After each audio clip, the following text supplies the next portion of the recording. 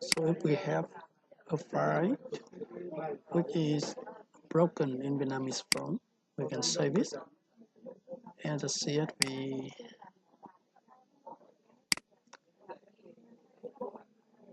format. So after it is saved in CSV format, we will open the new Excel file. We go to menu data, click on from text or CSV, and just take the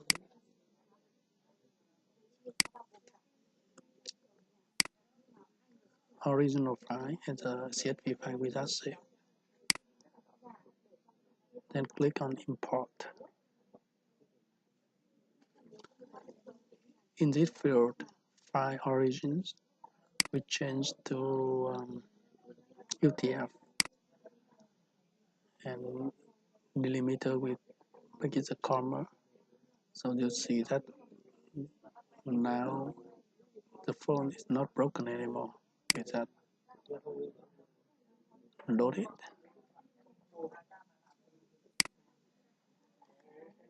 And if we want to choose a city, for example,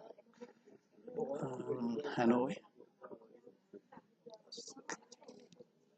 come there and choose the people who are from Hanoi.